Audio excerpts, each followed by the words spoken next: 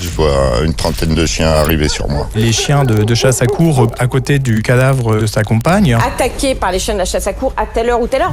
J'ai pas spécialement peur pour ma sécurité, mais si pendant toute la nuit ils viennent me sauter dessus, ça va pas être une nuit tranquille. Est-ce que demain tu me renvoies vivant ou pas? Ah ouais, 100%.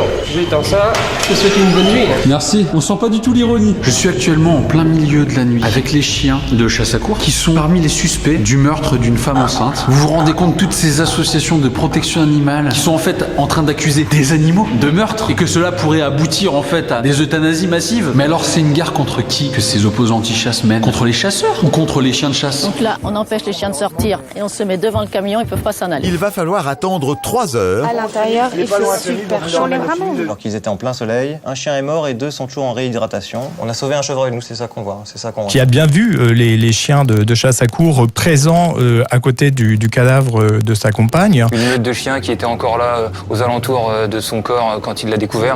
Les habitants nous font remonter tout le temps des informations comme quoi ils se sentent pas en sécurité. Ils se sentent pas en sécurité, pas en sécurité, pas en sécurité, pas en sécurité. Les anti-chasses se permettent d'accuser de meurtre ces chiens de chasse, alors que quand ils sont en forêt avec eux, ils les bousculent, ils leur crient dessus, et ils n'ont jamais été une seule fois blessés, attaqués.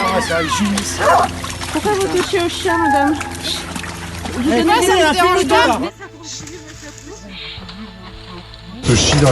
La différence de gabarit entre les chiens de chasse à courre et ceux de Christophe et Lul est énorme. Si jamais il y avait eu une bagarre entre ces deux types de chiens, il y aurait eu de graves blessures. Et l'enquête a bien confirmé qu'il n'y avait rien du côté des chiens de chasse à courre. Et ces chiens ont été examinés, à la fois par le maître d'équipage, par le piqueux et par les gendarmes. Vous imaginez une meute de chiens dévorés, puisque c'est le terme, Madame Pilarski, et qu'il n'ait pas une goutte de sang sur eux? Je veux dire, c'est pas plausible un instant. Les photos ont été prises au moment du départ de la chasse. Les chiens ont été descendus du camion à 13h28.